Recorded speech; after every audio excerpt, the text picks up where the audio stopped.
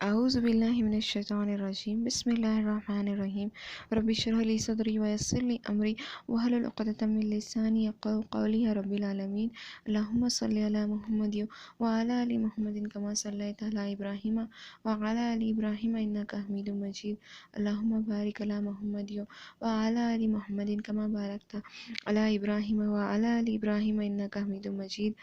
آج ہم لوگ اس سیریز کے پہلے ایپیسوڈ میں دیکھیں گے محمد صلی اللہ علیہ وسلم کا نکاح خدیجہ رضی اللہ عنہ سے، ہماری پہلی امہات المومنین، محمد صلی اللہ علیہ وسلم کی پہلی محبت، محمد صلی اللہ علیہ وسلم کا پہلا نکاح ہم لوگ اس سیریز کے پہلے ایپیسوڈ میں دیکھیں گے۔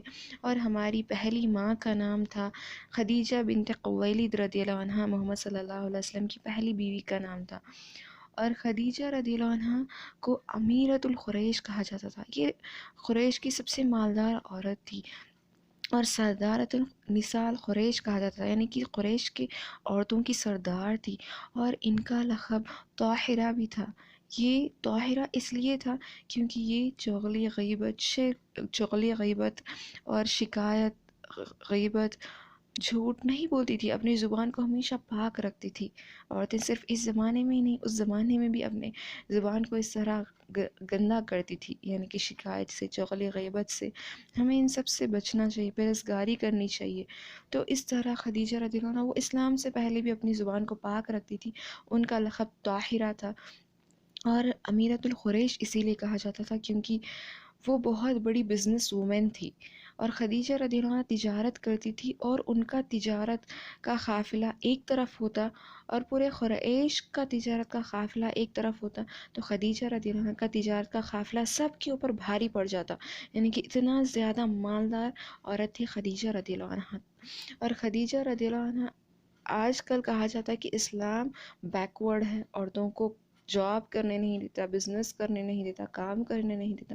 دیکھیے نا، یا ہماری پہلی محمد صلی اللہ علیہ وسلم کی پہلی محبت، ہماری پہلی ام المومنین خدیجہ رضی اللہ عنہ بزنس وومن نہیں، انٹرنیشنل بزنس وومن تھی۔ ان کا بزنس صرف قریش میں نہیں بلکہ سیریا اور یمن جاتا تھا، تجارت کے لیے دوسرے کنٹریز جاتا تھا ان کا تجارت کا قافلہ۔ تو اس طرح وہ محمد صلی اللہ علیہ وسلم کے نکاح میں آنے سے پہلے 2 بار بیوہ تھی۔ ابو حالہ عتیق ابن عیل سے ان کا نکاح تھا، اور ان سے اولادیں بھی تھیں انہیں۔ اور خدیجہ رضی اللہ عنہ صرف مالدار ہی نہیں بلکہ خوبصورت، رحم دل اور بہت اچھی تربیت کی گئی تھی، ان کی بہت اچھی عورت تھی۔ اور خدیجہ رضی اللہ عنہ اپنی بہن، وہ اپنی تجارت کے لیے ایک شخص کو ڈھونڈتی ہے جو ایماندار ہو، جو امانت سے تمام تجارت کرے۔ اور کیونکہ خدیجہ رضی اللہ عنہ تجارت کے لیے کسی کو ہائر کرتے تھے، وہ خود نہیں جاتے تھے، تو ہمیشہ ان کے اچھائی کا فائدہ اٹھا کے کوئی نہ کوئی ان کو دھوکہ دیتا تھا، یعنی کہ تجارت میں اونچ نیچ کر کے ان کو حساب صحیح نہیں دیتا تھا۔ وہ ایک اچھے ایماندار شخص کے تلاش میں تھی۔ ایک بار خدیجہ رضی اللہ عنہ اپنی بہن کے پاس جاتی ہیں، اور وہ ان سے باتیں کرتی ہے اور کہتی ہے کہ میری تجارت کے لیے مجھے کوئی ایماندار شخص چاہیے جو امانت دار رہے۔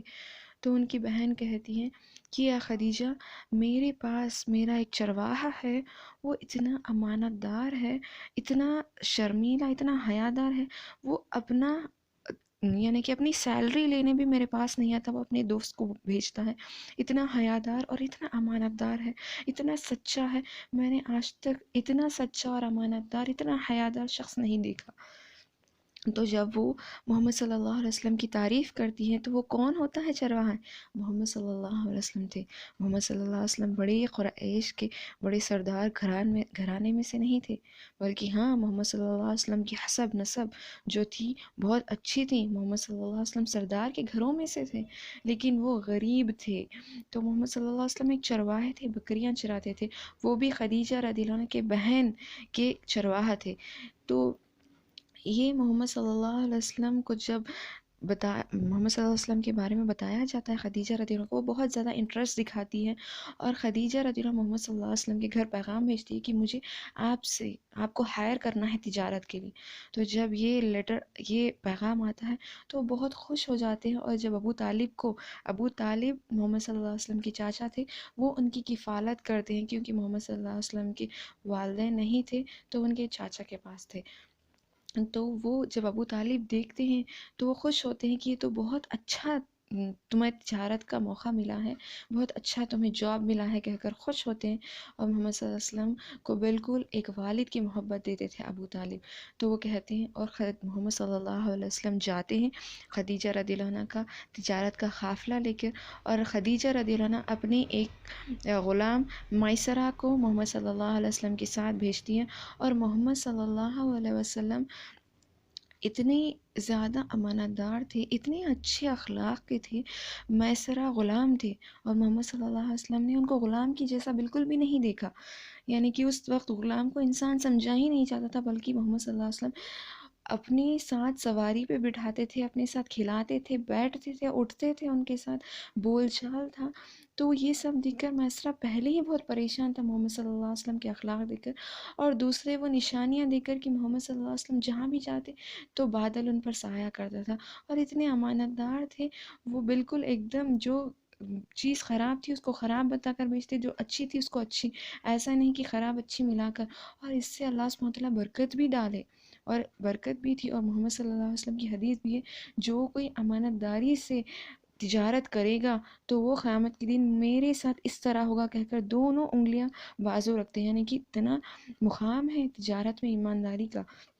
تو اس طرح اللہ سبحانہ وتعالیٰ بہت برکتیں کرتے ہیں اس تجارت میں۔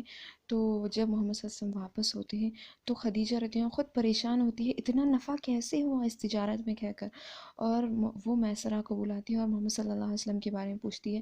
میسرہ محمد صلی اللہ علیہ وسلم کی تعریف پہ تعریف کرتے جاتے ہیں، ان کے اخلاق کے بارے میں بتاتے ہیں، انہوں نے تجارت کس طرح امانت داری سے کی ہے، اور وہ کس طرح جب بھی وہ جاتے تو بادل ان کے اوپر سایہ کرنے لگتا، یہ کوئی عام شخص نہیں بلکہ یہ کوئی خاص شخص ہے کہہ کر بتاتے ہیں۔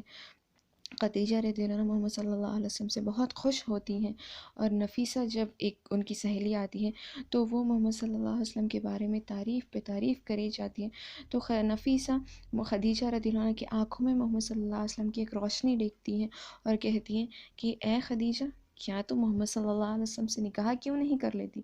تو وہ کہتی ہیں، میں اب نکاح کروں گی، میری نکاح کی کوئی خواہش، مطلب مجھے نکاح نہیں کرنا۔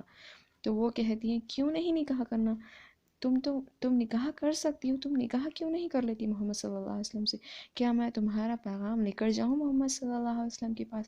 تو وہ کہتی ہے، ٹھیک ہے پھر۔ تو اس طرح خدیجہ محمد صلی اللہ علیہ وسلم کے پاس نفیسہ جاتی ہے۔ دیکھیے نا پیغام رکھنے کا طریقہ بھی، اے محمد صلی اللہ علیہ وسلم، تم بھری جوانی کی عمر میں ہو، نکاح کی عمر میں ہو، حسین و جمیل ہو، یعنی کہ خوبصورت ہو، نکاح کیوں نہیں کر لیتے؟ تو محمد صلی اللہ علیہ وسلم نفیسہ کو جواب دیتے ہیں، اے نفیسہ، مجھ سے نکاح کون کرے گا؟ یعنی کہ میں خود ڈیپینڈ ہوں میرے چاچا کے اوپر، نہ تو میرا کوئی گھر ہے، نہ کوئی ایسا چیز ہے جس سے کہ میں اپنا نکاح کروں، اپنی بیوی کو پالوں، کچھ نہیں ہے، تو مجھے کون لڑکی دے گا؟ تو نفیسہ کہتی ہیں، کیا تمہیں اگر کوئی نکاح کرنا چاہتا ہے؟ تو محمد صلی اللہ علیہ وسلم کہتے ہیں، مجھ سے کون نکاح کرنا چاہتا ہے؟ تو وہ کہتی ہے، کیا تمہیں خدیجہ اگر پیغام بھیجے نکاح کا؟ تو وہ کہتے ہیں، خدیجہ مجھ کو نکاح کا پیغام کیوں بھیجے گی؟ وہ تو قریش کی سب سے مالدار عورت ہے، اور اس کو تو قریش کے بڑے بڑے سرداروں کا پیغام آ چکا ہے، وہ نکاح نہیں کرنا چاہتی، اور وہ مجھ جیسے غریب سے نکاح کیوں کرے گی؟ یعنی کہ دیکھیے نا کہ خدیجہ رضی اللہ عنہا ایسے نہیں، اب 40 سال کی عمر میں ہے، اور ان کو پھر بھی جب وہ 2 بار بیوہ تھی پھر بھی ان کو نکاح کے پیغام آتے تھے۔ کیسے پیغام؟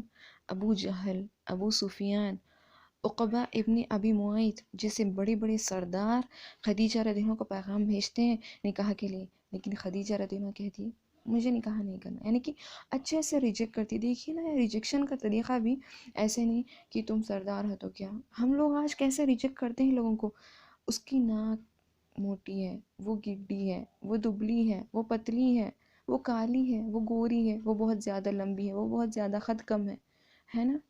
جیسے کہ آج لوگ اپنے ہاتھوں سے اپنے آپ کو تیار کر رہے ہیں، اس طرح آج ہم لوگ ریجیکٹ کرتے ہیں۔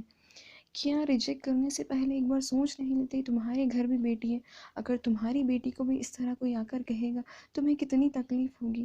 کیا تمہاری بیٹی بیٹی ہے اور تمہاری بیٹی کے جذبات جذبات ہیں؟ کیا سامنے والی کی بیٹی بیٹی نہیں ہے؟ کیا اس کے جذبات کی کوئی اہمیت نہیں ہے؟ کیا جواب دو گے اللہ کو کہ وہ اللہ کی مخلوق ہے، وہ اپنے آپ کو خود نے نہیں بنایا، اللہ نے اسے تیار کیا، اللہ نے اسے بنایا۔ جب تم اس کی مخلوق کے اندر نقص نکالتے ہو، تم اس کی مخلوق کو نہیں بلکہ اس بنانے والے خالق کو گالی دیتے ہو۔ یعنی جب تم کہے گو وہ گڈی ہے تو اس کو قد کم اللہ نے دیا ہے، وہ خود اپنے آپ سے قد کم نہیں پیدا ہوئی ہے۔ تو اس طرح نقص مت نکالا کیجیے۔ دیکھیے ریجیکشن کا طریقہ بھی، مجھے ابھی نکاح نہیں کرنا آپ کو، ہاں بالکل میں یہ نہیں کہہ رہی ہوں آپ کو پہلی نظر میں کوئی پسند آ جائے گا، آپ کو آئے نہیں ہے اس کو ہاں کہہ دیجیے، ریجیکٹ مت کیجیے، نہیں، بلکہ میں یہ کہہ رہی ہوں اگر آپ زندگی بھر کا معاملہ ہے، آپ کو نکاح کرنا ہے، کسی کے ساتھ رہنا ہے، تو ریجیکٹ کرنا ہے تو اچھے سے کریے نا۔ تو مجھے ابھی شادی نہیں کرنی، ایسا کر اچھے سے ریجیکٹ کر دیجیے نا، ایسا کریے، ایسا نہیں کہ وہ گڈی ہے، وہ کالی ہے، ایسا کسی کو اس کے جذباتوں کو مت دکھائیے، اس طرح ریجیکشن ہوتا ہے۔ تو خدیجہ رضی اللہ عنہا بہت اچھے سے ریجیکٹ کرتی ہے، مجھے ابھی نکاح نہیں کرنا۔ تو جب محمد صلی اللہ علیہ وسلم کہتے ہیں کہ خدیجہ مجھ سے نکاح کرنا چاہتی ہیں، تو وہ کہتے ہیں ہاں بالکل، تو وہ کہتی ہیں کہ پھر تم کنفرم کر کے ہو۔ جب نفیسہ جاتی ہے خدیجہ رضی اللہ عنہا کے پاس، وہ کنفرم کر کے آتی ہیں، محمد صلی اللہ علیہ وسلم اپنے چاچا کو ابو طالب کو کہتے ہیں، تو وہ ابو طالب بہت خوش ہوتے ہیں، کتنا اچھا پیغام آیا ہے تمہیں، یعنی کہ خدیجہ صرف ان کے مال کی وجہ سے نہیں، ان کی اچھے اخلاق کی وجہ سے بہت قائل تھی۔ اور آج ہم اپنے آپ کو ماڈرن براڈ مائنڈیڈ کہتے ہیں، دیکھیے اس زمانے سے کہ ہم براڈ مائنڈیڈ ہیں۔ خدیجہ رضی اللہ عنہ 40 سال کی عمر ہے، پھر بھی ان کو نکاح کے پیغام آ رہے ہیں، اور وہ 2 بار بیوہ ہے پھر بھی ان کو نکاح کے پیغام آ رہے ہیں۔ اتنے براڈ مائنڈیڈ تھے اس زمانے کے لوگ۔ آج ہم بیوہ، ایک بار بیوہ تھی تو اس سے نکاح نہیں کرتے، اگر وہ ایک بار طلاق شدہ ہوتی اس سے نکاح نہیں کرتے۔ پتہ نہیں کیا ایسے کام کری ہوگی جس سے کہ اس کے پہلے شوہر نے اسے طلاق دے دی، کہہ کر ایسے ایسے نقص نکالتے۔ آج ہم براڈ مائنڈیڈ ہیں یا اس زمانے کے لوگ براڈ مائنڈیڈ تھے، دیکھیے نا۔ تو اس طرح خدیجہ رضی اللہ عنہ کا نکاح محمد صلی اللہ علیہ وسلم سے ہوتا ہے، اور محمد صلی اللہ علیہ وسلم کی پہلی محبت، پہلا نکاح خدیجہ رضی اللہ عنہ تھے، اور خدیجہ رضی اللہ عنہ کا تیسرا نکاح تھا محمد صلی اللہ علیہ وسلم سے، اور ان کو اس سے پہلے بھی اولادیں تھیں، اور اس سے پہلے بھی 2 شوہر تھے، اور وہ بیوہ تھی۔ اور خدیجہ رضی اللہ عنہ 40 سال کی عمر کو نکاح ہوتا ہے، اور محمد صلی اللہ علیہ وسلم کی اپنی بھری جوانی 25 سال کی عمر میں تھے۔ اور دیکھیے آج اپنے آپ کو ہم براڈ مائنڈیڈ کہتے ہیں، دیکھیے اس وقت کے براڈ مائنڈیڈ لوگوں کو دیکھیے۔ اور محمد صلی اللہ علیہ وسلم کا نکاح ہوتا ہے اس طرح خوشحال، بہت سیدھا سادہ نکاح ہوتا ہے۔ محمد صلی اللہ علیہ وسلم مہر دیتے ہیں خدیجہ رضی اللہ عنہا کو، اور مہر تحفہ ہوتا ہے ایک عورت کو، اس طرح مہر دیتے ہیں۔ اور پھر محمد صلی اللہ علیہ وسلم کو خدیجہ رضی اللہ عنہ سے 6 اولادیں ہوتی ہیں، 4 بیٹیاں اور 2 لڑکے، اور 2 لڑکے کا انتقال بچپن میں ہی ہو جاتا ہے، اور 4 بیٹیاں ان کے محمد صلی اللہ علیہ وسلم کی نبوت کو پاتی ہیں۔ اور اس طرح یہ مبارک نکاح تھا محمد صلی اللہ علیہ وسلم کا خدیجہ رضی اللہ عنہ سے۔ ہمیں اس سے بہت ساری نصیحتیں حاصل ہوتی ہیں، اور امید کرتی ہوں ہم سب اس سے نصیحتیں حاصل کریں گے، اور ہم اپنے نکاحوں کو آسان کریں گے۔ السلام علیکم ورحمۃ اللہ وبرکاتہ۔